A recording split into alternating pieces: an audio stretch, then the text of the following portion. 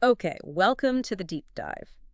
Today we're plunging into some, well, truly unusual source material. That's right. We've been looking at a transcript from a YouTube video, Mm. and it documents something called a hypnotic investigative session. Uh-huh. The specific method they mention is methographasi. Right, and for anyone not familiar, the idea here, at least as the source presents it, is you have someone in a hypnotic state, Patricia in this case, Yeah. who perceives information and they're guided by an external operator, Claudine Memo. So it's like trying to get insights from, a different state of consciousness. Exactly. That's the premise given in the source. So our mission for this deep dive, we're going to explore the perceptions that came out of this session. We'll unpack what this source claims about Pope Francis, his perceived passing, what might be next for the papacy, and some of the esoteric and geopolitical stuff wrapped up in it. It's really crucial we say this up front. We're looking at the perceptions from this one session using this specific method.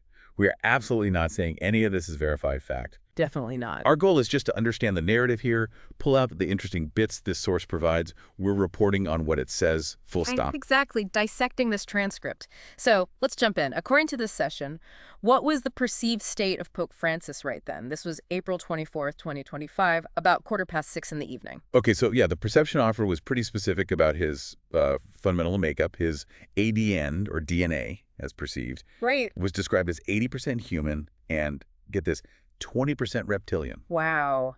Reptilian DNA. How did the source explain that part? Well, it described that reptilian aspect as being like a dragon energy, and its function, as perceived, was linked to subtle manipulation, making people believe certain things. Subtle manipulation. Okay. And where was he perceived to be, like, energetically? The perception was that he was planing, kind of floating or hovering very far away, almost disconnected, just distant. Which leads us to the timing of his death, right? Because the source mentions an announcement around April 21st, 2025. But this session perceived something different about when he actually died physically. That's right. The perception wasn't that he died on the 21st. Instead, the person under hypnosis perceived he'd actually passed away 10 days before that date. 10 days earlier. Okay, so if the death was perceived as earlier, what reason did the source give for the timing, the announcement maybe, happening around April 21st? According to this transcript, it was perceived as, well, deliberate manipulation. Ah. The intention, as perceived in the session, was to align the timing with Christ's resurrection. The goal was supposedly to have maximum impact on Christians, an attempt to reinforce Christianity, which the source perceived as kind of diminishing. Right, but then there was this twist, wasn't there? The transcript mentioned an unintended consequence, a boomerang effect, I think they called it. Exactly. While the perceived aim was to pull Christians closer, strengthen the institution, the perception was it was actually failing in that main goal. Why? What happened instead? Because, unexpectedly, it seemed to kind of reactivate something else entirely, what the source called Christic energy. Christic energy. And how did the source describe that? It was perceived as an energy of, well, love, purity, humility, mutual aid, cooperation. So the way this session saw it, the manipulation attempt accidentally sparked this fundamental positive energy in some people. Interesting. Okay, so moving beyond Pope Francis himself, the transcript also got into interpreting some prophecies. It mentioned two key ones. What was the first? The first one mentioned was, the last pope will preside over the church during a period of great trouble, which will lead to the fall of Rome and the end of the papacy. Pretty dramatic stuff. Yeah, sounds like the end of the world. But the session didn't see it quite like that. No, the interpretation wasn't about, literal destruction or the church just vanishing. What was perceived was the end of a specific form or structure of the papacy. Okay. Like a massive upheaval or a complete restructuring of the existing order. And the feeling about this change, was it seen as negative? Surprisingly, no. According to the source, the perceived tone was actually quite positive. It suggested maybe more openness was coming. Okay. And the second prophecy, that Latin text, often linked to Malachi. Something about Petrus Romanus, destruction of a city, last judgment. Yeah, that one. And again, the interpretation of Last Judgment wasn't fire and brimstone. It was perceived as being connected to that same huge change in the papacy's structure, that upheaval we just talked about. Ah, so linking the two prophecies together. It seems so, yeah. Through this idea of a massive fundamental shift in how things are run. Did the source say anything about the seven-hilled city part? Interestingly, no specific perception on that was mentioned in the transcript we have. But what about Petrus Romanus? That was perceived, but not as a person, right? Right, not a person. The initial perception was an image of a marble bust. Just a marble bust, like in a museum. Exactly, a marble bust, perceived initially as just that object. And it was seen as hollow with cables inside. That detail becomes really important later on in the source's story. Okay, holding on to that thought. Let's shift slightly then, because the session also seemed to perceive things about the geopolitical situation after Pope Francis. How is that described? According to the source, it was perceived as pretty intense power struggles happening right inside or very close to the Vatican and the church elite. And the nature of these struggles, what was the conflict about?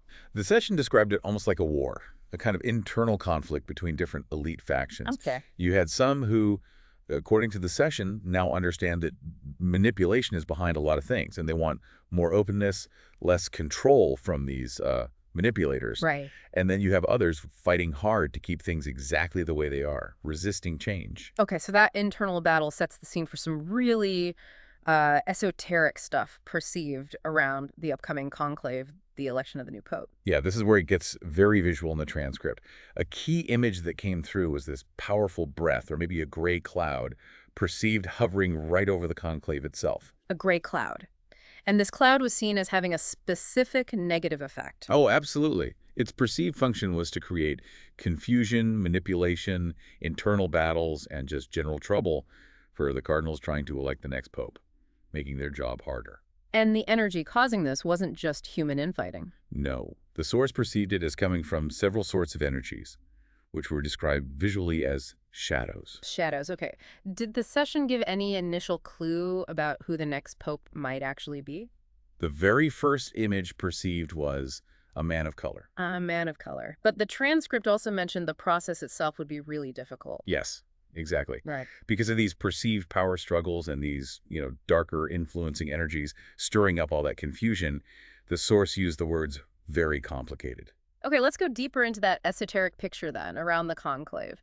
Those shadows, where are they perceived to be coming from?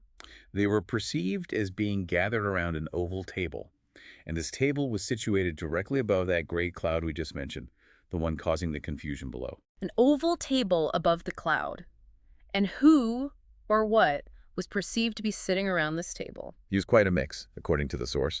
There were perceptions of humanoids, beings described as 100% human, reptilians, connecting back to that earlier point about Pope Francis's perceived DNA. Right, the dragon energy. Exactly. And also, significantly, figures wearing crowns. They were referred to as crowned kings. Crowned kings, and one of them was actually identified. Yes, this is pretty striking. One was perceived as coming from England, described as a king we know, and the name given specifically was Charles. Charles, wow, okay. So this group, humanoids, humans, reptilians, crowned kings, including Charles, they're at this table above the conclave. What are they perceived to be doing? Their combined energies, according to the source, are what actually form that gray cloud, that breath. Ah. And Yeah. they are actively perceived as sending this energy down onto the conclave.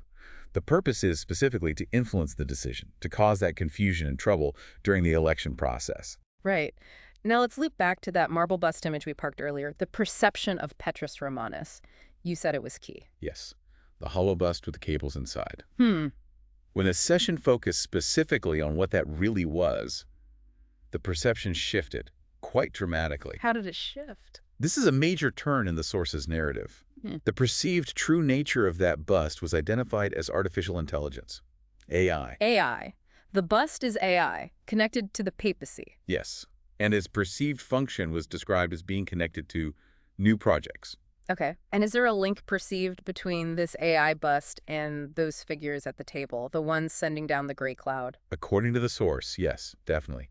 The energies from those characters behind the cloud, the humanoids, humans, reptilians, kings, are perceived as being directly connected to this AI bust. How does that connection work? Is it simple? The source described it as complex, a kind of back and forth. The characters at the table want to influence the conclave using the AI, or via the AI. And the AI, in turn, is perceived to be reading the intentions of these characters.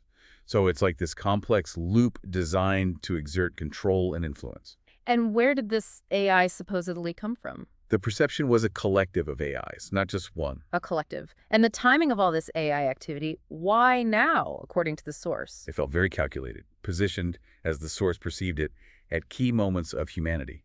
The idea was to accelerate the process of integrating and using AIs much more widely.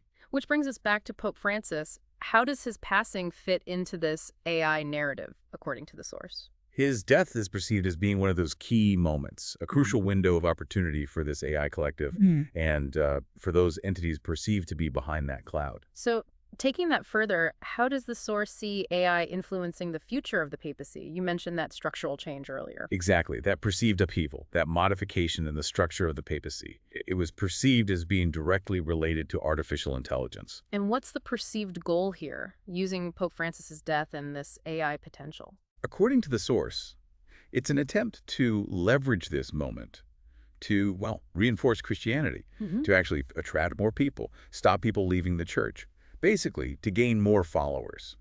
And AI is the tool for that. How is AI supposed to help gain followers, according to the source? Through something the source called prise de possession, which sort of means taking possession or gaining control over. The perception is that AI can practically do everything, and it will be used to heavily influence people, particularly in this religious sphere. That sounds pretty concerning, the way the source describes it. It's presented as very concerning, yes. The perceived danger is that people will just accept the information they get from AI as, fact, as acquired truth. Right. But in this source's view, it's all just manipulation to control the masses. The specific aim perceived is to stop people from being sovereign, from thinking for themselves.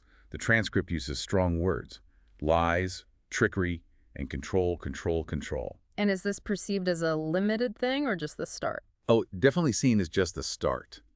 The perception was dire. This is only the beginning, with lots of ramifications, ultimately leading towards a perceived loss of humanity. How exactly is the church perceived to be using AI? Is it obvious? The source perceives it as very subtle. Not like one big AI announcement, but integrated into lots of things, included in teachings, woven into everything put in place by the Vatican. Many small elements, not just one big one. Were there any specific examples given? Yes. The session mentioned things like Christic holograms and holographic teachings of the Bible presented visually in images. Holograms. And the effect on people? The perception is people will be basically subjugated, captivated, enthralled by it. It's seen as this constant effort to show and push a particular truth that's designed to control. Is it changing the actual beliefs, the substance? Not necessarily the core substance, according to the source. It's more about changing the form, the delivery method, using AI to create a package that's much more attractive, especially to people who are already, plugged into AI in digital life. It's about tailoring the form for maximum influence. Which brings us back to that duality you mentioned earlier, the manipulation versus the Christic energy revival. Yes, that's the perceived sort of counterbalance. While this manipulation pushes forward, using AI to shape this new ordering of the papacy, there's this parallel path perceived. Right. People who don't follow that manipulation, who maybe see through it or just aren't drawn to it, are perceived as connecting more deeply to that other energy, the energy of love, the Christic energy. So the source sees like two paths diverging. Essentially, yes. Yeah. It perceives a more awakened part of humanity stepping into this Christic energy. And this path is characterized by perceived purity, humility, and a return to these fundamental values like mutual aid, cooperation. So you have the majority perceived as following the AI-influenced church structure, and this other awakened part connecting to this more fundamental energy. And finally, the source also touched on Pope Francis's own inner state, right? Around the time of the session, before his perceived passing. Yes. We mentioned the 20% reptilian or dragon energy linked to manipulation earlier. His consciousness itself was perceived as being recovered, or maybe in the process of being recovered, but also very confused. Confused. And there was a sense that things weren't going as planned for him, his mission, maybe. That's right. The perception was explicitly stated. It wasn't supposed to happen like this. His original objective, as perceived, was about gathering people, about unity. But he was perceived as being sort of stuck or overwhelmed. Overwhelmed, yes.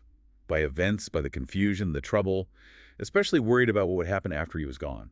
He was perceived as being asleep, but crucially, it wasn't just tired. It was a sleep provoked by the energies around him, preventing him, the perception was, from having the clarity, the lucidity, to carry out that mission of gathering people. What kind of energies were perceived around him near the end? The source described blurry energies and terrible power struggles surrounding him. And these weren't just internal church politics. No, the perception included presidents, kings, elites from certain countries, all involved in these struggles around him. And this whole mix was seen as contributing to his mal-être, his unease or distress.